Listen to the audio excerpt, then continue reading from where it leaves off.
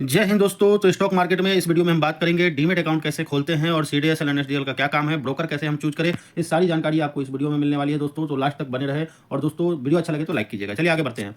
तो demat account का full form होता है डीमैटेरियलाइज अकाउंट। और हम डीमैटेरियलाइज अकाउंट की अगर हम परिभाषा की बात करें तो डीमेट अकाउंट का मतलब है डीमैटेरियलाइज अकाउंट, जो कि आपके द्वारा खरीदे गए शेयर, म्यूचुअल फंड, बॉन्ड और अन्य सरकारी प्रतिभूतियों को इलेक्ट्रॉनिक यानी कि डिजिटल रूप में सुरक्षित रखता है। यह बैंक खाते की तरह ही काम करता है, जहां पैसे के बजाय आपके शेयर सुरक्षित रहता है। भारत में एनएससी बीएसई पर ट्रेडिंग के लिए यह अनिवार्य है। ठीक है सर, डीमेट अकाउंट क्यों जरूरी है? अगर आप शेयर को बाई सेल करते हैं तो आप उसी के साथ अटैच रहेगा ट्रेडिंग अकाउंट, और उसे एनएससी बीएसई पर ट्रेडिंग करने के लिए आपको यह बिल्कुल अनिवार्य है। ये कैसे बनेगा, आगे हम चलते हैं। तो इसी के साथ हम ट्रेडिंग अकाउंट यानी कि बाइंग सेलिंग और खरीद बिक्री अकाउंट की जानकारी लेते हैं। तो ट्रेडिंग अकाउंट का मतलब है एक ऐसा ऑनलाइन निवेश खाता जो स्टॉक एक्सचेंज पर शेयर, कमोडिटी या अन्य प्रतिभूति यानी कि सिक्योरिटी की खरीदी बिक्री करने के लिए अनिवार्य है। यह आपके बैंक खाते और डीमेट खाते के बीच एक सेतु यानी कि पुल या गेटवे के रूप में काम करती है, जो तुरंत ट्रेड निष्पादित यानी कि एग्जीक्यूट करने में मदद करती है। तो ठीक है दोस्तों, ट्रेडिंग का मतलब आप समझ गए। यह ऐसा संस्था है जो ट्रेडर के बीच में और बैंक के बीच में, मतलब डीमेट अकाउंट को जो है ये ग्रुप में काम करती है, और ये एक डीमेट अकाउंट और बैंक खाता अकाउंट के बीच का एक सेतु की तरह ही काम करता है ट्रेडिंग अकाउंट। तो हम बात करेंगे ट्रेडिंग अकाउंट खोले कैसे। तो हाउ मेनी आईडी यानी कि आईडी कितने लगेंगे यानी कि डीमेट अकाउंट ओपन करने के लिए, साथ में ट्रेडिंग अकाउंट। तो डीमेट अकाउंट और ट्रेडिंग अकाउंट सेम ही होता है दोस्तों, इसके बारे में ज़्यादा दिमाग लगाने की जरूरत नहीं है, आपको धीरे धीरे पता चल जाएगा। तो देखिए, मोस्ट इंपोर्टेंट जो है आपका आधार कार्ड मोबाइल नंबर से लिंक होना चाहिए, क्योंकि अगर आपका आधार कार्ड लिंक नहीं है मोबाइल नंबर से तो आपका डीमेट अकाउंट नहीं खुल पाएगा। साथ में ट्रेडिंग अकाउंट भी, यानी कि दोनों सेम ही होता है। तो इसके लिए अगर आईडी की बात करें तो सबसे पहले आपका जो मोबाइल नंबर लिंक है उसी का जो है मोबाइल नंबर के साथ आधार कार्ड लिंक होना चाहिए। तो आधार कार्ड पहला आईडी। दूसरा आईडी, आपके पास पैन कार्ड होना बहुत जरूरी है। और तीसरी बात करें तो आपके पास एक बैंक में खाता होना जरूरी है। अगर बैंकिंग ऑनलाइन बैंकिंग हो खाता तो और भी बढ़िया, ये बहुत जरूरी है। उसके बाद हम बात करें ब्रोकर। जब आपने खाता खोलना है तो किसी न किसी ब्रोकर के पास खाता खोलना पड़ेगा, क्योंकि आप डायरेक्ट तो शेयर खरीद बिक्री नहीं कर सकते। तो हम करेंगे व्हाट इज द ब्रोकर, यानी कि ब्रोकर क्या है, तो इसका भी हम परिभाषा जान लेते हैं। तो ब्रोकर एक मध्यस्थता है। मतलब ब्रोकर क्या है? एक मध्यस्थ है, बीच, यानी कि इंटरमीडिएटरी है, यानी कि बीच का आदमी है।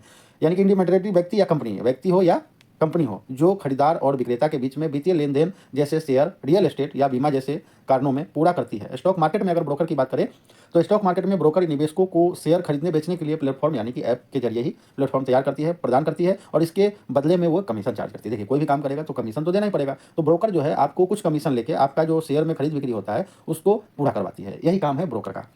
अब बेस्ट ब्रोकर ऐप और नेम इंडिया का टॉप ब्रोकर के बारे में हम बात करें तो टॉप में आ जाता है जीरोधा। उसके बाद बात करें तो ग्रो भी टॉप में आ जाते हैं, और एंजल वन भी टॉप में आ जाता है। तो हम और भी ब्रोकर है, मतलब फाइव पैसा है, उसके बाद देखा जाए तो आनंद राठी है, उसके बाद बहुत सारे ऐसे ऐप है, आजकल तो गिनती भी नहीं किया जा सकता, धन है। तो लेकिन हमें जो मुख्य रूप से ये तीन ऐप है जिसमें मेरा कोई कमीशन नहीं है, मैं सिर्फ जानकारी के पर्पज से ही बताने की कोशिश कर रहा हूँ।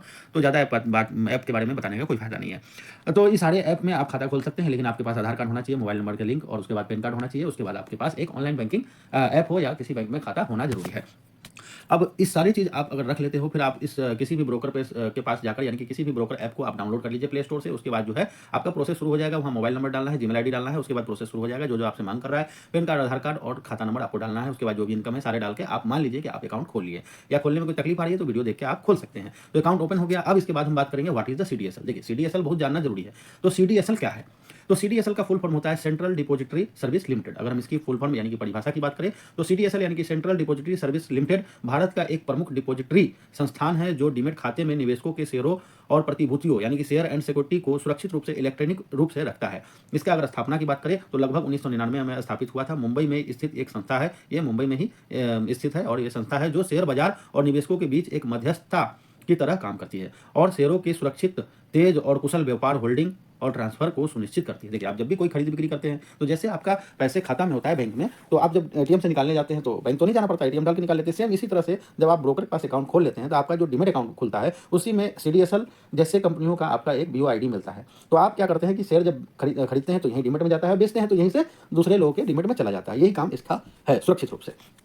अब एनएसडीएल तो सेम सीडीएसएल का ही दूसरा पार्ट है एनएसडीएल। जैसे एनएससी और बीएससी सेम एक्सचेंज अलग अलग है, लेकिन नाम अलग अलग है, काम एक ही है। तो एनएसडीएल का भी काम है, यानी वही है। जैसे कि व्हाट इज एनएसडीएल में अगर हम जाते हैं तो नेशनल सिक्योरिटी डिपॉजिटरी लिमिटेड इसका फुल फॉर्म है, यानी कि एनएसडीएल। एनएसडीएल भारत की पहली और सबसे बड़ी इलेक्ट्रॉनिक प्रतिभूति डिपॉजिटरी है, जो अगस्त 1996 में स्थापित हुई थी। ठीक है सर, अगस्त 1996 में स्थापना हुई थी। यह शेयर, बॉन्ड और म्यूचुअल फंड जैसे वित्तीय साधनों को डिजिटल रूप में यानी कि डीमेट खाते में सुरक्षित रखने और उसके हस्तांतरण यानी कि ट्रांसफर का कार्य करती है, जो सेबी द्वारा निर्मित है। यानी कि सेबी के अंदर ही एनएसडीएल और सीडीएसएल काम करती है और इसका काम मुख्य रूप से आपका शेयर को सुरक्षित रखना और आप जब सेल कर दे तो उसको ट्रांसफर करना, या आपने बाई किया तो दूसरे के अकाउंट से ट्रांसफर करके आपके डीमेट अकाउंट में रखना, यही काम है एनएसडीएल और सीडीएसएल का।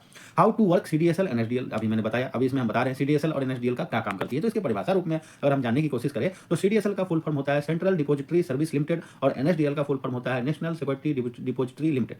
तो भारत के दो प्रमुख डिपॉजिटरी है जो शेयर बाजार में आपके द्वारा खरीदे गए शेयरों को इलेक्ट्रिक रूप में सुरक्षित रखते हैं।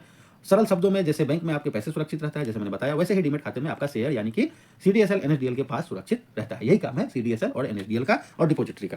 तो दोस्तों आपने इस वीडियो में जाना कि डीमेट अकाउंट क्या है, कैसे खोलते हैं, सीडीएसएल एनएसडीएल क्या है, काम कैसे करती है और ब्रोकर कौन कौन सा है, और मैंने 2-3 ब्रोकर का नाम भी बताया और किस कौन कौन से आईडी से आप अपना ब्रोकर के पास खाता खोल सकते हैं। ये सारी जानकारी आपको इस वीडियो में मिला। तो दोस्तों अगर हमारी जानकारी आपको अच्छा लगे तो कृपया हमारे साथ बने रहने के लिए चैनल को सब्सक्राइब कीजिए, उसके बाद वीडियो को लाइक कीजिए और दोस्तों के साथ शेयर अवश्य कीजिए। दोस्तों इतना मेहरबानी आप कर दीजिएगा। इसी के साथ मैं अपना वक्तव्य समाप्त करूंगा दोस्तों। राम राम दोस्तों, बाय बाय, थैंक यू।